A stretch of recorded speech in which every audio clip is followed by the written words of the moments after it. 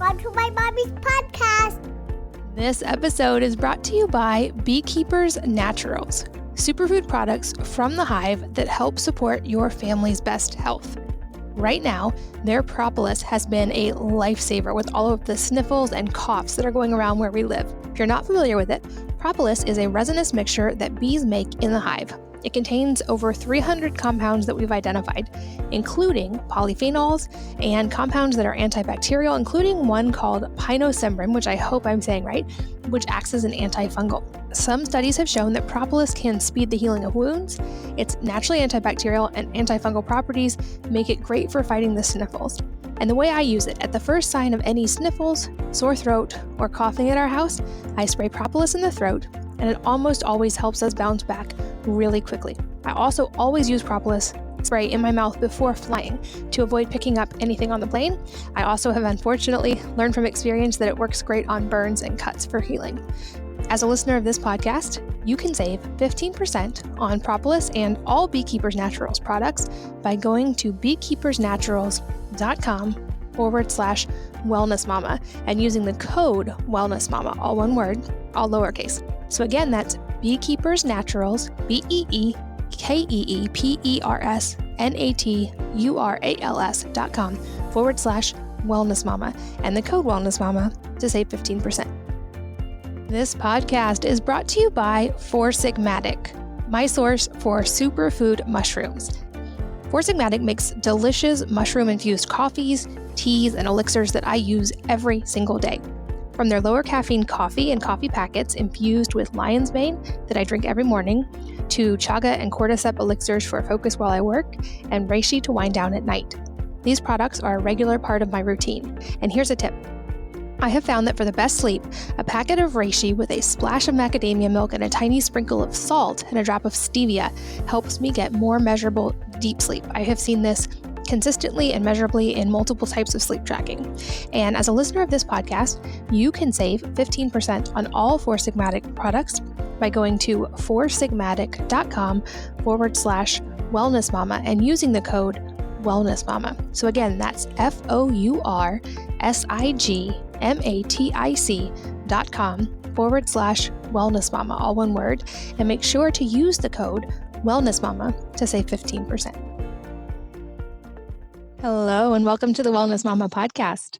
I'm Katie from wellnessmama.com, and this episode is everything you need to know about the ketogenic diet and everything that goes with it, including if it is safe for women or not, its practical applications, how to know if you're doing it correctly, and what the emerging research says about it.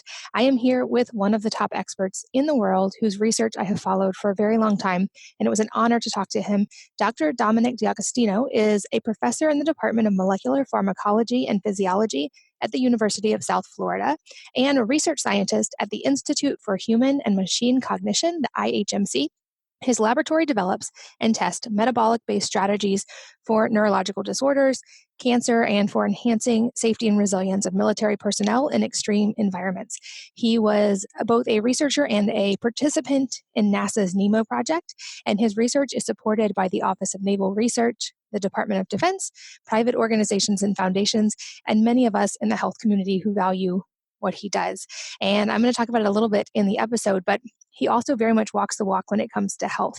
In fact, he broke the world record for the most weight squatted in a 24-hour period, and he has also deadlifted 500 pounds on day 7 of a fast.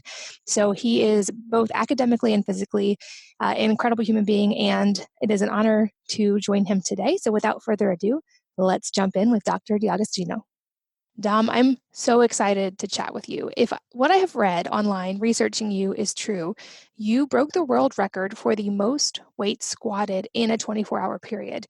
And you've also lifted over 500 pounds at one time after fasting for a week, which is astounding to me because I have done some long fasts, as much as 10 days.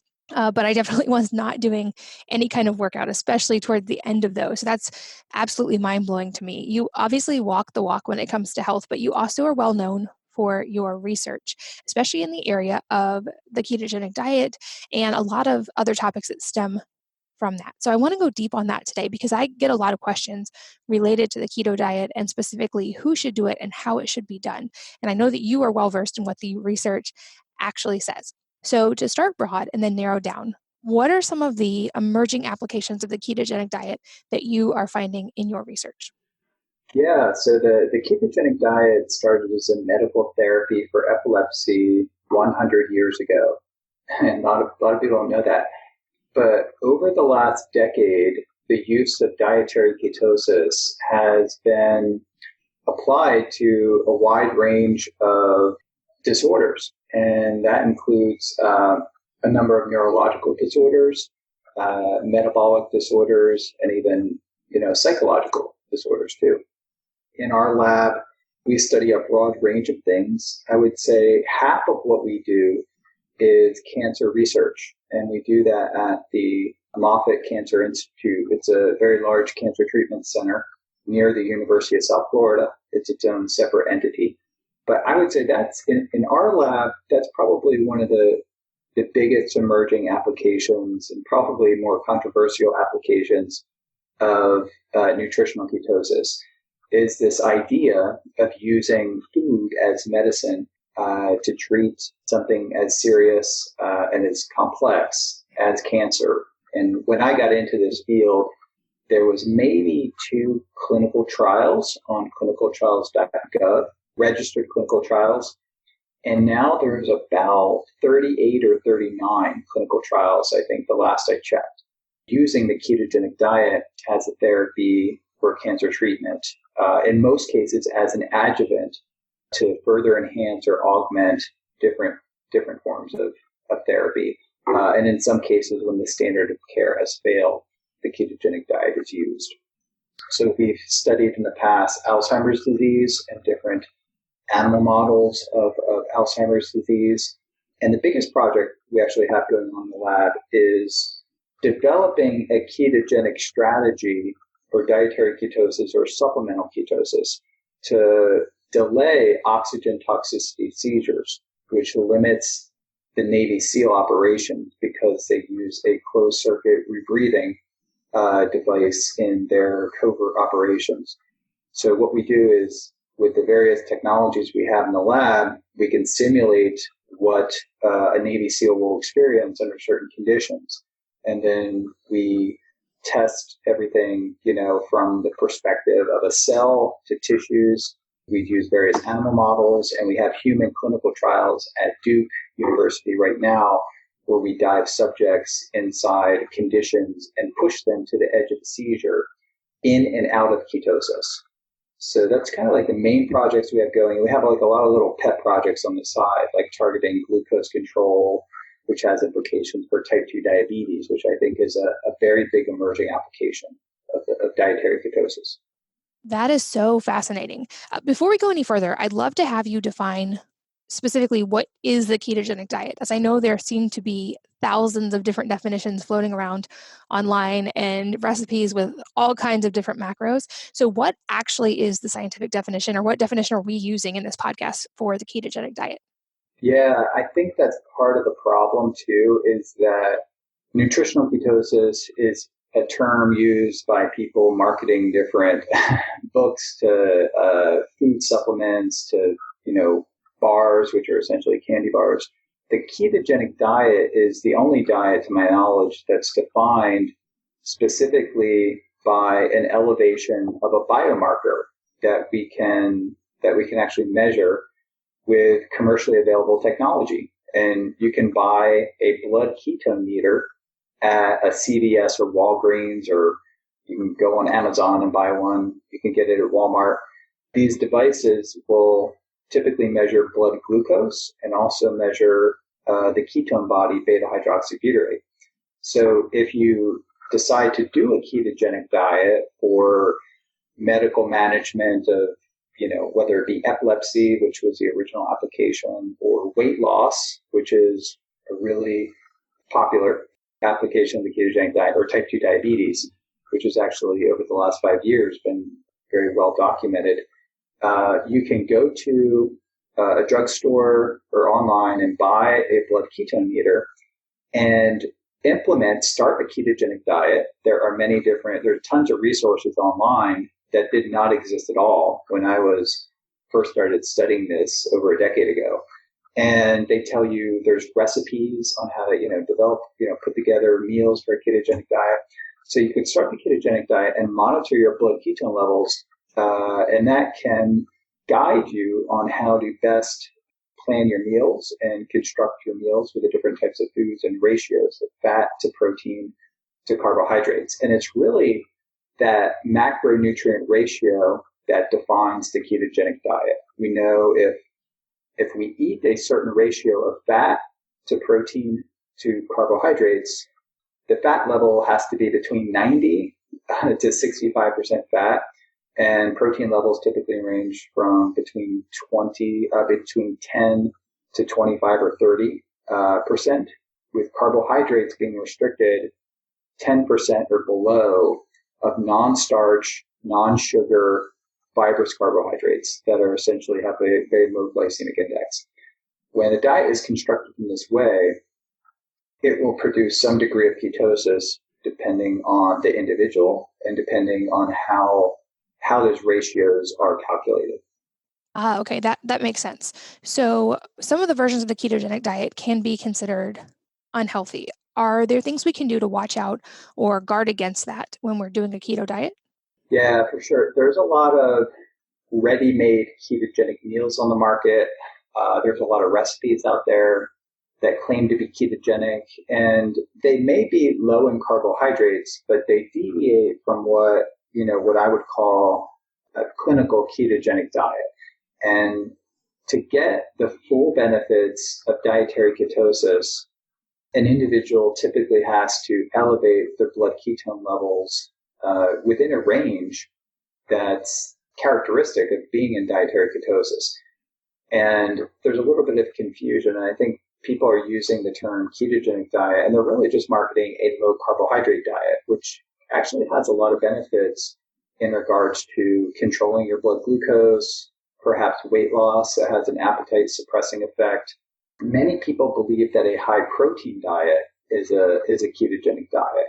And that's really not the case, because if you eat too much protein, the protein can convert to glucose, and and it can also stimulate the hormone insulin.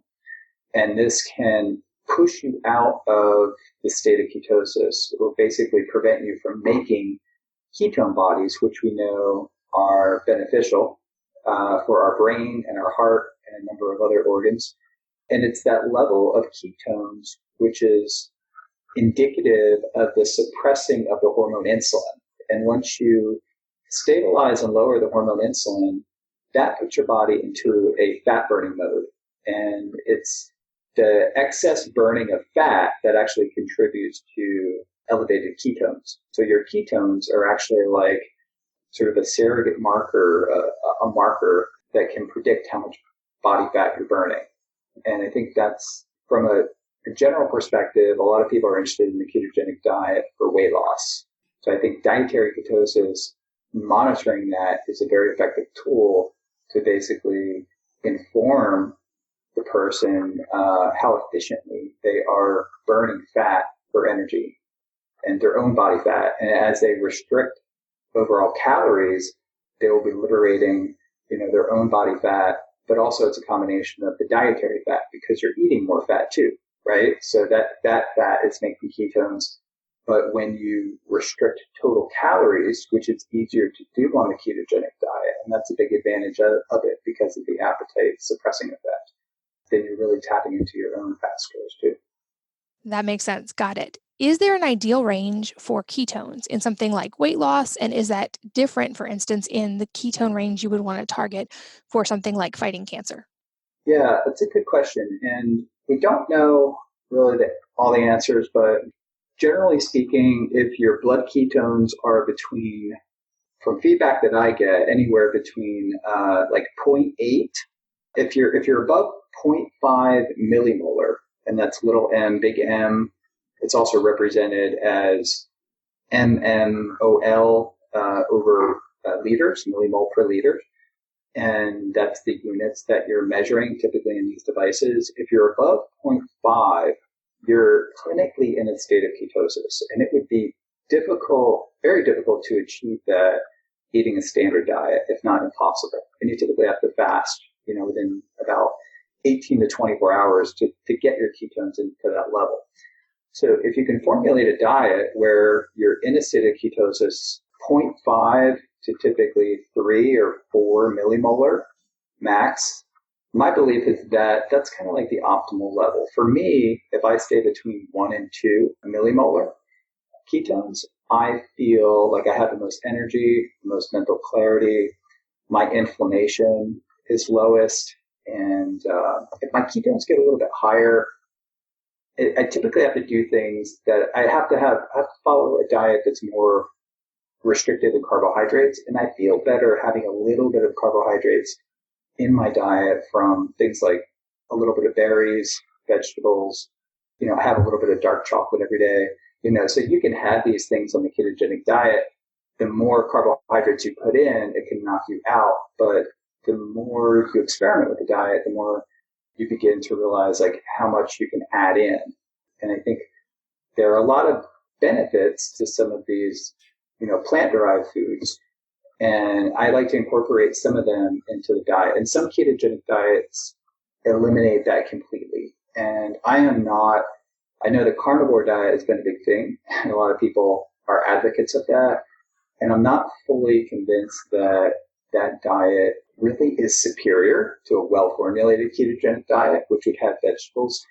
A lot of people with autoimmune disorders, whether it be, skin disorders or things like Hashimoto's disease or other things, have emailed me and basically said that a ketogenic diet that's devoid of plants, so that's more of a keto carnivore diet, has been the only thing that has worked to cure their autoimmune disorders. So I think there's some people need to look into this, and it's just not studied enough.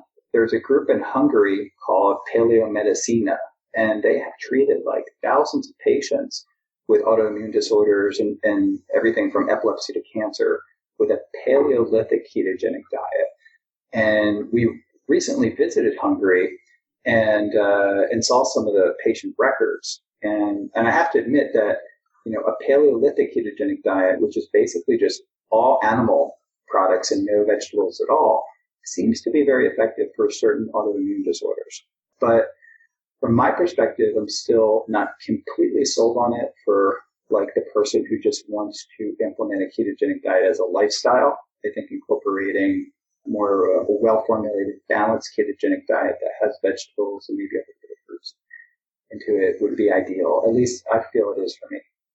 So what does that look like? Based on your experience and your research, what would you consider the best version of the keto diet? And can it be done with low saturated fat? That's a personal and a somewhat selfish question. But I ask because I have one of the ApoE genes. So I'm very cautious with consuming saturated fat, and I tend to very much lean in favor of monounsaturated fats as much as possible. So first part of the question, what does an optimal keto diet look like? And can you do it without the saturated fat? Yeah, that's a really good question, and one I get quite often. Yes, you can definitely do a ketogenic diet that's low in saturated fat. So what you want to do in that case is really get more monounsaturated fat. And one way to do that is to probably limit dairy, because the biggest contributor to saturated fat in a ketogenic diet is dairy. The early ketogenic diets developed by the Mayo Clinic and Johns Hopkins were almost a dairy-based ketogenic diet because it made it palatable for kids. They were able to get in the calories required for growth. But a ketogenic diet that's lower in saturated fat would include things like eggs. Eggs, the fat in eggs is mostly oleic acid. So that's more of a monounsaturated fat. So you have, eggs and fish and nuts and nut butters, olive oil, of course.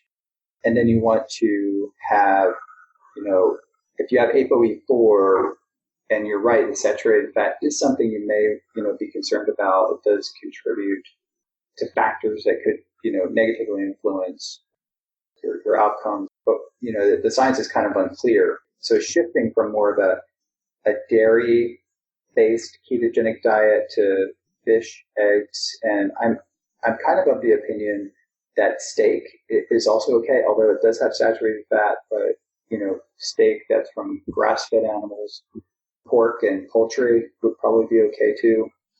But from my perspective, and I did follow a dairy-based ketogenic diet when I started this like 12 years ago. And some of my markers got really high, different fractions of LDL. And I got a little bit concerned, and I did kind of minimize the dairy to a certain level. I still have it in, and I do have dairy every day, but I significantly decreased it and filled the gap, the caloric gap from fat, mostly derived from monounsaturated fats, and that made a big difference. So typically, like today, for example, I skipped, I don't always do this, but I skipped breakfast and had my first meal around noon, which was salmon. And I tested various products people send me, were cookies that were made from almond flour, and they were lightly sweetened. And that was like my first meal. And that's kind of all I've eaten today. And then tonight we're having grass-fed beef by a company called ButcherBox that only sells like grass-fed beef. It's a service that we subscribe to. They have an excellent selection of meats, and typically a salad and cauliflower mash or broccoli or something like that. We usually have some kind of beef, fish, and vegetable for dinner, and pretty much always have a salad with liberal amounts of fat. Got it. Yeah, there's definitely a lot of opinion on this as well. But what about the need for the occasional carb refeed? Or, there's a lot of theories on this, but if people should eat carbs once in a while to keep the body from adapting to not having any carbs, is that problematic? Is this something that you do? Do you eat carbs occasionally? And what does the research say on this? Yeah, I think people really need to experiment with what diet works best. And, I'm an advocate of the ketogenic diet or nutritional ketosis, because that could also mean supplemental ketosis for a wide range of things. And if for cultural reasons and people have different metabolisms and different body types, we're like, everybody's like an individual metabolic entity, and various food choices associated with the ketogenic diet, they might not be able to tolerate. I've met people who just cannot tolerate the fat content associated with a ketogenic diet. But for me personally, I tend to feel best and I do my best work, whether that be writing or just, cognitive tasks, and even physically, I tend to feel better in some degree of ketosis, and I don't follow the level of a medical ketogenic diet, which is like anywhere between like 80 to 90% fat, but I'm typically somewhere around 60% fat. And just as an example, yesterday, I probably had a little more carbohydrates than normal. We have fruit trees on our property, so I had a grapefruit at night, and I had some blueberries and, a pretty big salad and some stir-fry vegetables and like one or two pieces of dark chocolate. So my carbohydrate for the day yesterday was probably about 100 grams of carbs, and probably about a third of that was fiber. And I was still in a state of mild ketosis because I was fairly active like throughout the day. And now that may not be the case for everybody. And I know some kids that follow the ketogenic diet for epilepsy or other things, the amount of carbohydrate they could have is maybe like one strawberry throughout the entire day. Strawberries are very high in fiber. They have like a minimal glycemic response. But I'm in contact with many different parents. I've seen, hundreds, if not thousands of dietary plans. And I've seen the blood levels of different people from kids to adults. And I have to say that there's a lot of variability. And I've also conversed with some elite level Olympic athletes who follow nutritional ketosis, and they can stay in a state of ketosis eating about 200 to 250 grams of carbohydrates a day. But they're also exercising like 4 to 6 hours a day. So, and they're probably at a caloric deficit too. So you have a lot of extremes in this, and it really comes down to food preferences. So figure out what kind of foods you like and incorporate more of those foods And that could be, typically most people like fish and chicken and beef and pork, things like that, and eggs. And if you are baking, you can use different types of flours that are on the market now. Some of them are nut flours. And you can make muffins and cakes. And we make pancakes in our house occasionally. So you can have the comfort foods too. And there are a lot of entrepreneurs scrambling to really enter this space. And they're developing everything from low-carb ketogenic brownies to cookies to hamburger buns to barbecue sauce. I mean, there's so many different products. We hosted the Metabolic Health Summit just like a few weeks ago. And the amount of stakeholders in this space is growing like exponentially. And that's in academia, to clinical medicine, to industry, to media, to just general public. So this space is growing quite rapidly. And a lot of these companies are developing products that are really serving the community that I'm networked in.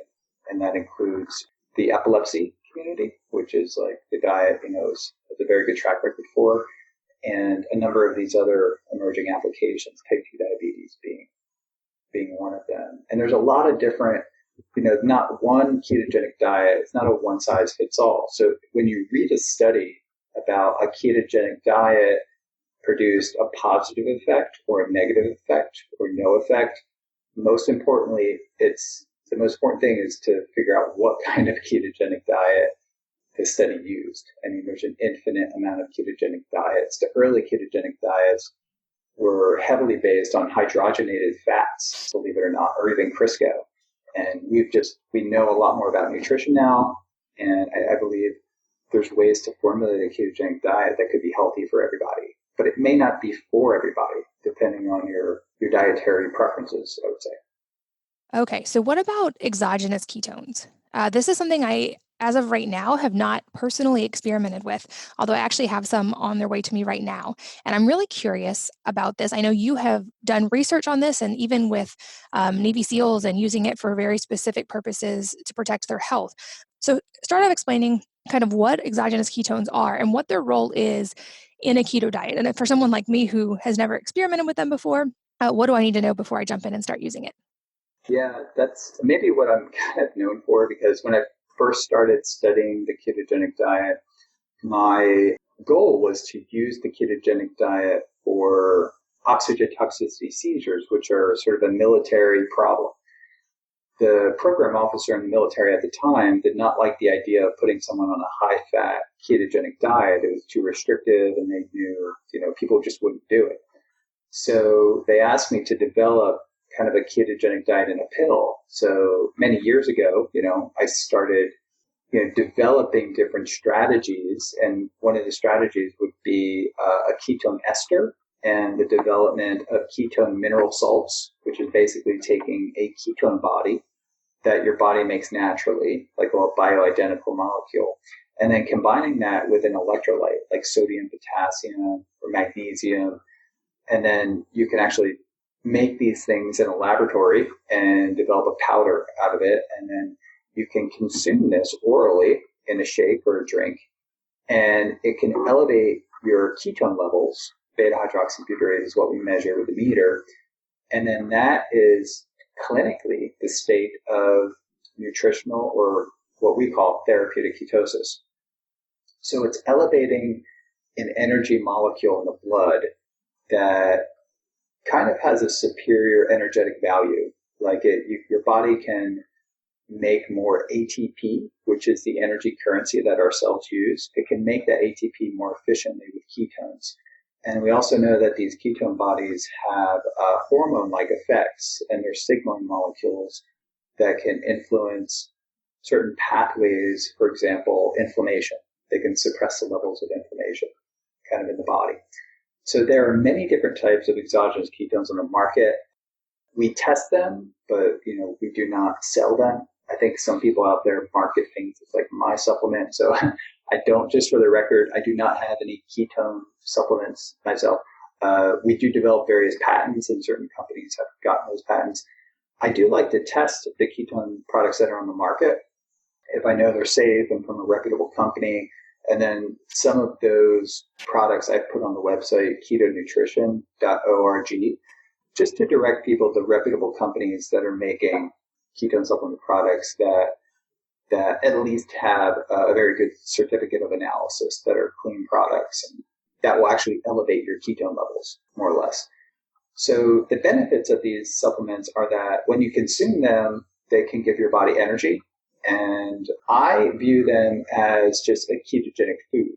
They're calorie-containing food supplements that when you consume them with a ketogenic diet, they can further elevate your ketones and probably further augment the therapeutic efficacy of the ketogenic diet. Now, there are some situations where someone is unwilling or unable to follow a ketogenic diet. For example, some of the disorders that we study in the lab, kids with different disorders like Angelman syndrome or autism or Kabuki syndrome is another thing. And I don't have to get into explaining, these disorders, but the kids who have some of these disorders, it's difficult for them to follow certain types of diets.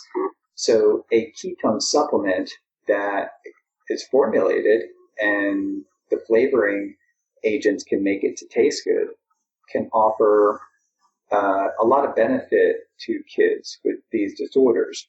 And you want to target disorders where the ketogenic diet has already shown to be efficacious, where there's clinical trials and published studies to show, for example, that a ketogenic diet can treat glucose transporter deficiency syndrome, which is something that we study. So many kids, they find it hard to follow that diet. So a supplement which elevates ketones, which is a therapeutic molecule that can help individuals who have glucose transporter deficiency, that supplement really may be almost, I'm not going to say the magic bullet, but it can be the therapeutic thing that can help to manage that particular metabolic disorder. And that's where we really try to direct a lot of our energy and time and effort into not only working on military applications of these ketone supplements, but using that science to really develop things that could be used in the clinical field too. And we have a study, there's an ongoing study at Vanderbilt University that uses ketone supplementation for Angelman syndrome, which is a rare genetic disorder that just happens to be responsive to the ketogenic diet. So there's an ongoing study right now in kids with Angelman syndrome that's using ketone supplements.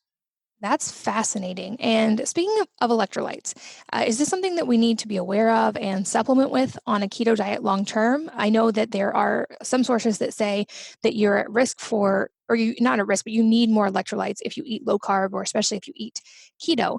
So do we need more electrolytes if we're in a state of ketosis? And are there other supplements that we need to know about as well? Yeah, that's a good point, because when you're in a state of nutritional ketosis, just by adjusting the macronutrient ratios, we know that you're suppressing the hormone insulin. And when you do that, you tend to excrete more water and more electrolytes with that, including sodium and maybe potassium and magnesium. So you tend to maybe get a little bit dehydrated in the beginning. And at the same time, a lot of people go through what they call the keto flu. And the keto flu is feeling a little bit of a headache. You might be a little bit lethargic and you just don't feel great. That could be dehydration and what we call hyponatremia, which is low sodium. So it's actually really important to stay well hydrated and actually make sure you're getting in enough sodium, which there's initial sodium loss, especially the first 2 or 3 weeks. You don't necessarily have to, go buy electrolyte supplements. They may help some people, but what I tell people is to have like a good quality bone broth or make your own bone broth. You might want to liberally salt your food, whether that be a salad or meat that you're cooking. And that should be more than enough. And make sure the diet tends to suppress your appetite and also your thirst. So you want to make sure that even if you're not thirsty, that you're consuming enough water, especially during the initial 2 to 3 weeks of the diet, because you're probably going to be a little bit dehydrated and you might get some cramps and feel a little bit lethargic. So it's extra important to get, water and electrolytes during that first few weeks. Gotcha. This episode is brought to you by Beekeepers Naturals, superfood products from the hive that help support your family's best health. Right now, their propolis has been a lifesaver with all of the sniffles and coughs that are going around where we live. If you're not familiar with it, propolis is a resinous mixture that bees make in the hive. It contains over 300 compounds that we've identified, including polyphenols and compounds that are antibacterial, including one called pinosembrin, which I hope I'm saying right, which acts as an antifungal. Some studies have shown that propolis can speed the healing of wounds. Its naturally antibacterial and antifungal properties make it great for fighting the sniffles. And the way I use it, at the first sign of any sniffles, sore throat, or coughing at our house, I spray propolis in the throat, and it almost always helps us bounce back really quickly. I also always use propolis spray in my mouth before flying to avoid picking up anything on the plane. I also have unfortunately learned from experience that it works great on burns and cuts for healing. As a listener of this podcast, you can save 15% on propolis and all Beekeepers Naturals products by going to beekeepersnaturals.com/wellnessmama and using the code wellnessmama, all one word, all lowercase. So again, that's Beekeepers Naturals, beekeepersnaturals.com/wellnessmama and the code wellnessmama to save 15%. This podcast is brought to you by Four Sigmatic, my source for superfood mushrooms. Four Sigmatic makes delicious mushroom-infused coffees, teas, and elixirs that I use every single day. From their lower caffeine coffee and coffee packets infused with lion's mane that I drink every morning, to chaga and cordyceps elixirs for focus while I work, and reishi to wind down at night. These products are a regular part of my routine. And here's a tip. I have found that for the best sleep, a packet of reishi with a splash of macadamia milk and a tiny sprinkle of salt and a drop of stevia helps me get more measurable deep sleep. I have seen this consistently and measurably in multiple types of sleep tracking. And as a listener of this podcast, you can save 15% on all Four Sigmatic products by going to foursigmatic.com/wellnessmama and using the code wellnessmama. So again, that's foursigmatic.com/wellnessmama, all one word, and make sure to use the code wellnessmama to save 15%. Okay, and now for a somewhat controversial question. There are a lot of opinions about whether or not women should do a ketogenic diet at all, and if so, if we can modify it in certain ways based on our hormones. I know that personally, I feel like I do fine with a keto diet, especially if I cycle it and I'm not just super, super low carb at all times. But I also obsessively lab test and I'm constantly monitoring a lot of my different markers. So I know that I handle it well and that I'm not messing up my hormones because I am watching that. But I also do really well with fasting, and a lot of women don't do well with fasting. Obviously, there's a very personalized aspect to this, as there is to any part of health. But based on anything you're seeing in the research, do you think that the keto diet is effective and or safe for women? Yeah, I can't make that recommendation. I'll give you my opinion. So you may have trained your metabolism to be, and I think what I've observed is that there are women who simply, initially, they cannot fast at all. They get lightheaded, and I mean, we've had individuals like almost faint in the lab, if not, faint and just like can't stand up, after fasting. Women, their physiology is very responsive to changes, and they could have, orthostatic hypotension. They could have, changes in just their brain energy levels. The female physiology, my opinion, is that it's much more reactive to low levels of glucose and insulin. So if your glucose gets low, that may have sort of a greater exaggerated response in a female compared to a male. Males maybe tolerate fasting a little bit better. I don't know if it's a male thing to just kind of power through it. But I definitely feel that there are physiological differences between females and males that make it harder for females to become robustly fat adapted. And one way to train your metabolism to be more fat adapted or keto adapted is to do things like intermittent fasting, and then transition more gradually to eating low carbs. And over time, I feel like you could train your metabolism.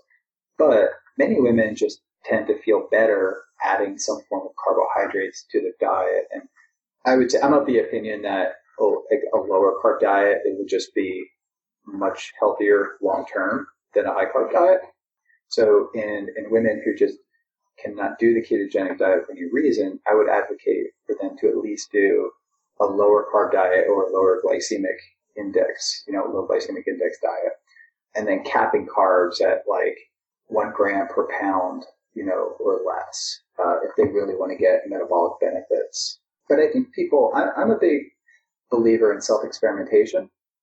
So I think people need to try the diet and see if it's for them. And to honestly try a ketogenic diet, you have to stick with it for really 6 to 8 weeks. A lot of people don't want to hear that, but you really have to honestly stick with it for 6 to 8 weeks and measure your ketones to validate that you're actually in a state of nutritional ketosis. Because once that blood ketone level gets elevated, that's giving your brain an alternative form of energy. And that's where you really the lights kind of come on and you start to feel a lot of the benefits of the ketogenic diet. And for me, I went through a learning curve to this. And it probably wasn't until the third month where I was like feeling myself totally. Because I started with the Johns Hopkins protocol of like more of a dairy-based ketogenic diet. And then I started transitioning off of that and was just doing more like whole foods and less dairy. And I just had to find not only the macronutrient ratios, but the types of foods that were working best for me. And also it was kind of hard to get the calories. My metabolism is pretty fast. So it was kind of hard for me to get all the calories that I needed. And that initial calorie deficit caused me to lose weight over time, especially the first. I think I lost about 10 pounds the first, without trying. I was actually trying not to lose weight, but it was almost impossible not to lose weight. So that side effect may be a benefit to a lot of people. They like the idea that they can eat and feel fully satiated and still continue to lose weight.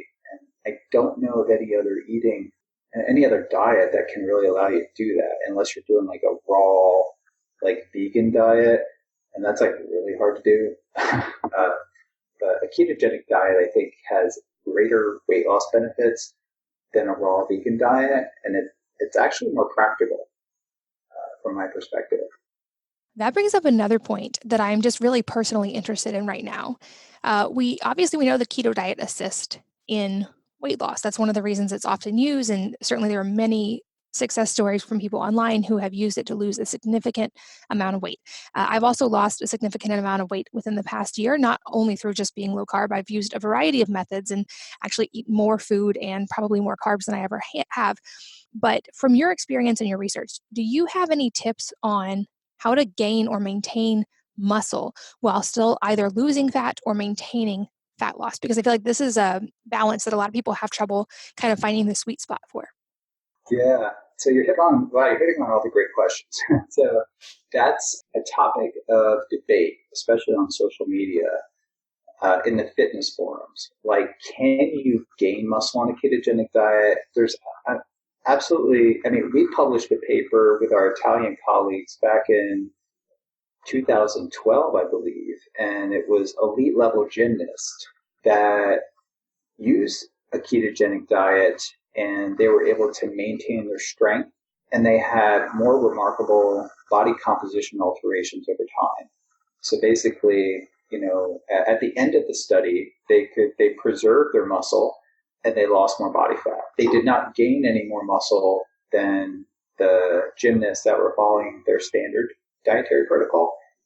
But so they had a very intense training routine and the amount of muscle that they gained was the same. Actually, they just maintained. So being able to maintain your muscle while you're losing body weight and losing fat, like that's actually a gain, right? So because, if you lose weight but still have the same amount of lean body mass, that's actually pretty significant.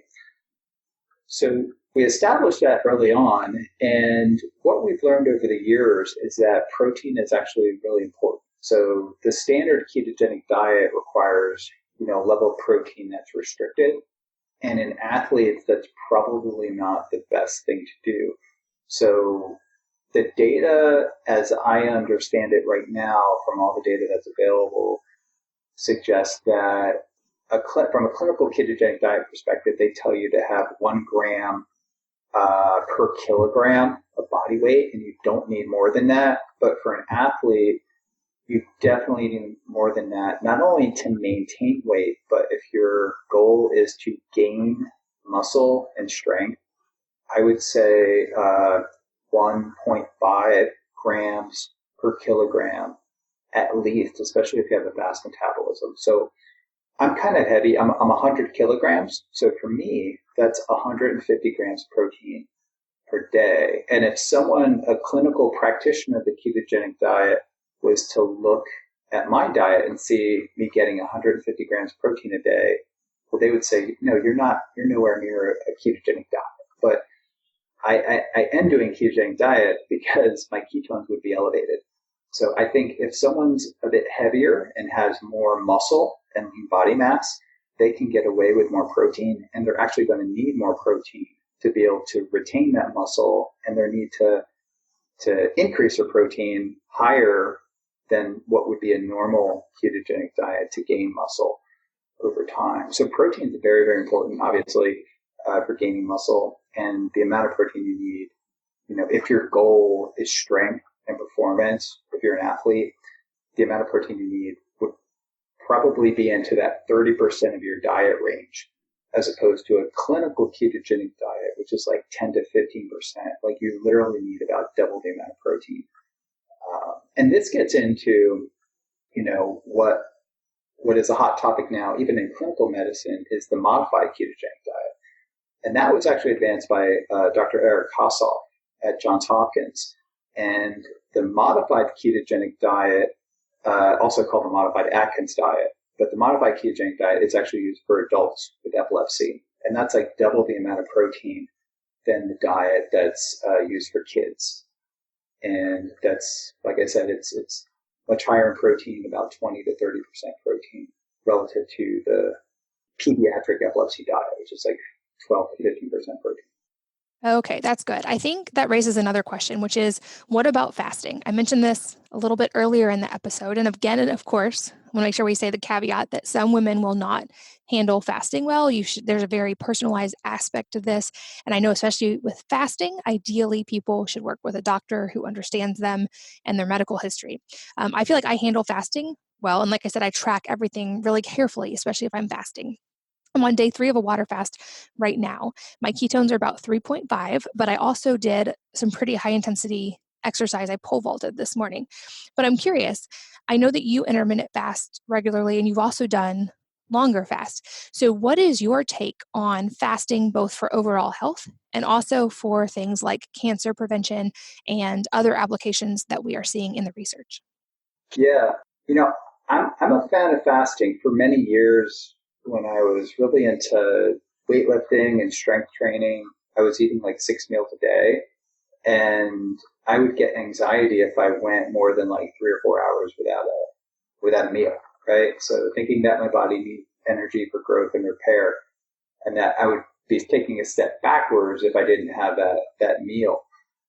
But over the years, I've learned that once your body is adapted to burning fat and ketones for fuel, that the ketones are very protein sparing. And that has resulted in a whole area of science that we're really focused on now with cancer cachexia. So muscle sparing effects of ketones.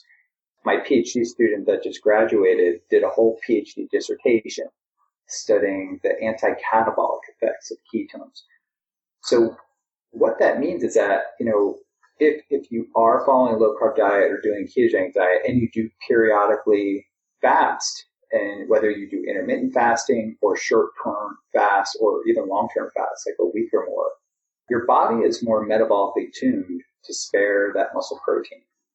And I think there's, clinical evidence to support this. And also, we have some work to be published.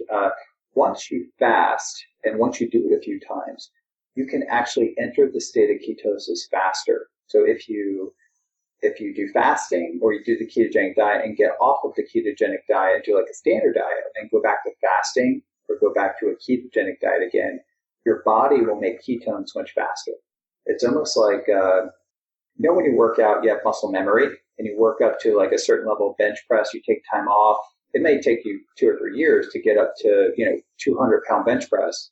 But if you take a couple months off, you're going to lose a lot of that strength. But if you start back up again, instead of 2 years, you can get back up to that level in like 2 months. Your metabolism is the same way.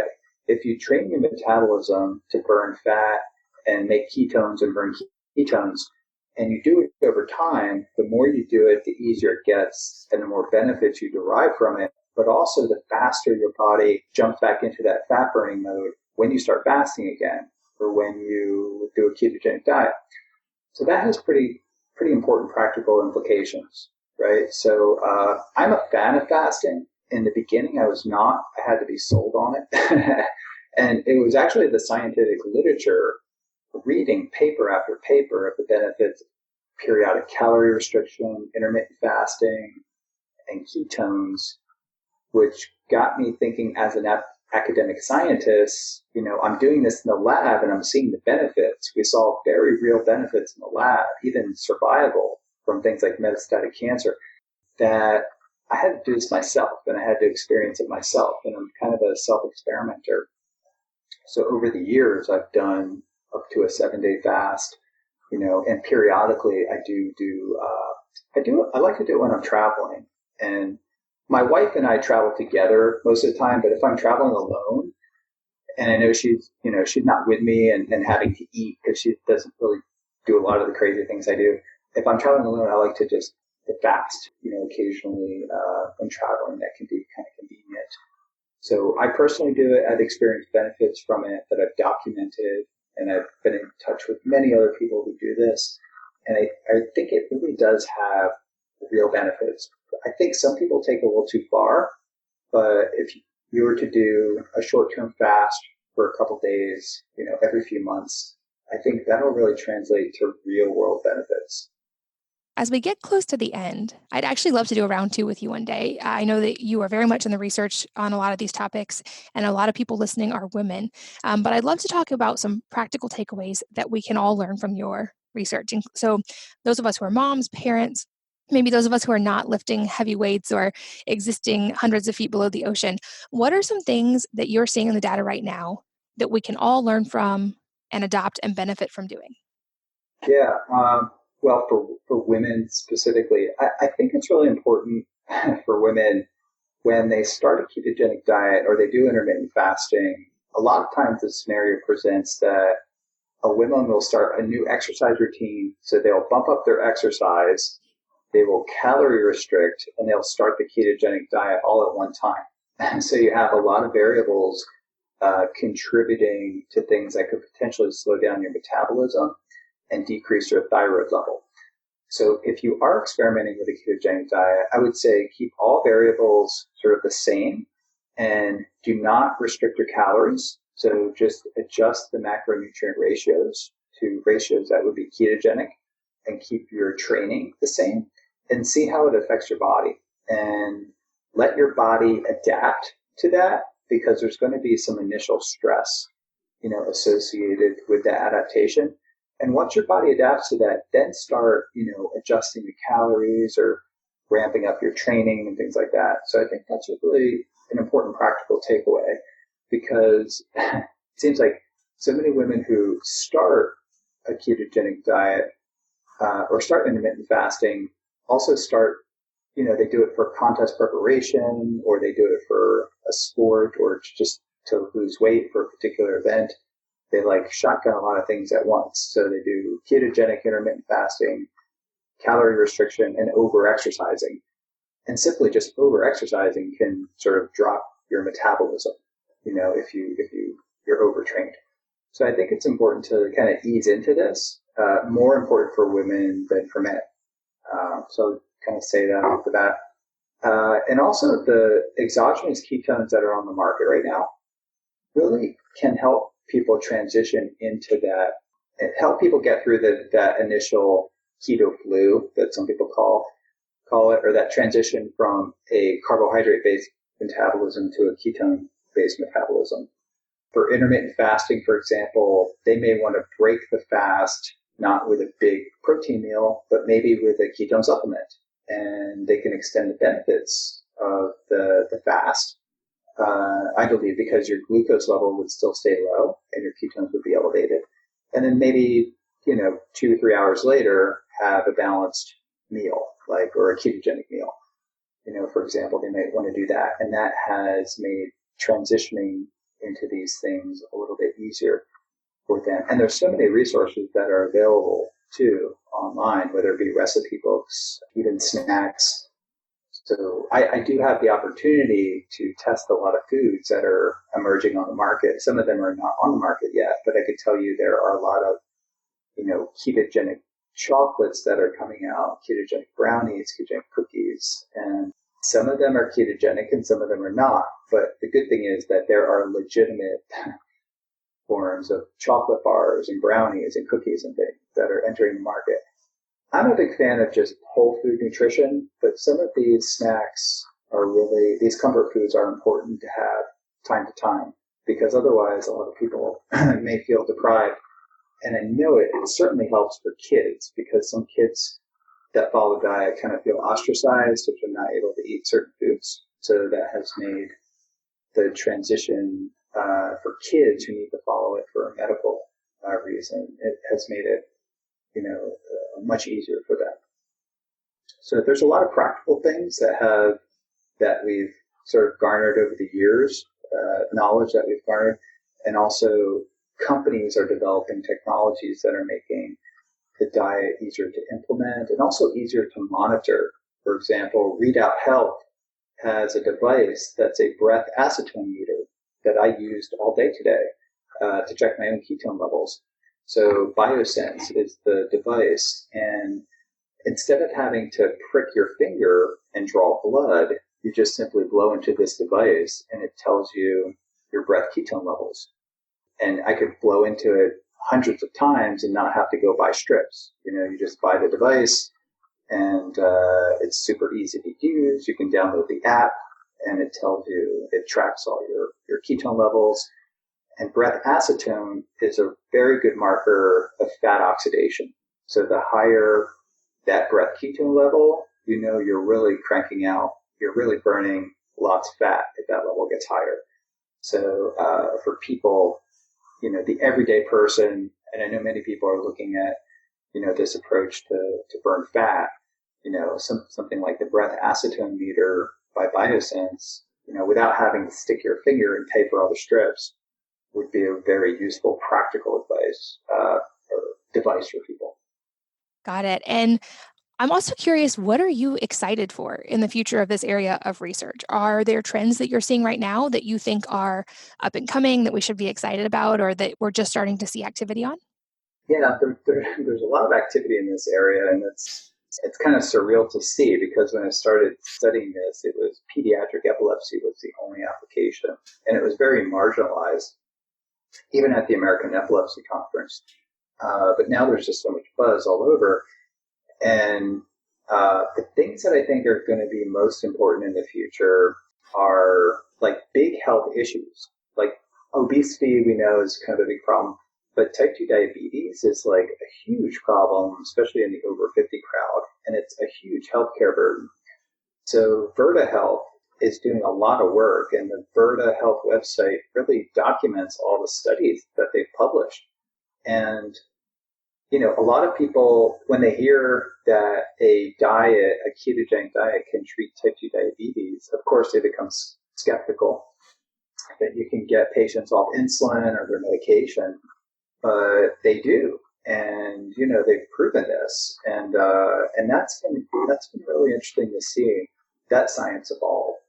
And we're in a completely opposite direction. We're working with the military, and our company, Keto Technologies, we sponsor research working with NASA on various projects. And at this point now, it's really understanding extreme environments and ultimately, trying to formulate metabolic-based strategies, including nutritional strategies that can optimize the performance and safety of the warfighter, but also the astronaut. So my wife and I have the opportunity to participate in the NASA Extreme Environment Mission Operations, where we're on a crew with astronauts and we're underneath the Atlantic, and we actually do research for a week or more underneath the water. We're living in a hyperbaric environment. And I had the opportunity to do the ketogenic diet for 10 days submerged in the water. And it was, we're still analyzing the data from that a couple years later. And we're preparing for more space analog missions, with NASA this year. So that's a big part of what we're doing now. And a lot of time, effort, and money and resources are being kind of channeled into, understanding these extreme environments and developing what we think could be a ketogenic strategy for optimizing, performance in these environments. Definitely. I follow your research closely, like I said, and I think it's amazing just to see everything that's coming up right now. I'll definitely keep watching in the future, but like I said, I would love to do a round two with you one day if you are willing, and I'm just so grateful for your time today and for sharing your research and expertise. Absolutely. Well, thanks for having me on, Katie. Appreciate it. And as always, thanks to all of you for listening and sharing one of your most valuable assets, your time with both of us today. We're so grateful that you did. And I hope that you will join me again for the next episode of the Wellness Mama podcast. If you're enjoying these interviews, would you please take 2 minutes to leave a rating or review on iTunes for me? Doing this helps more people to find the podcast, which means even more moms and families can benefit from the information. I really appreciate your time, and thanks as always for listening.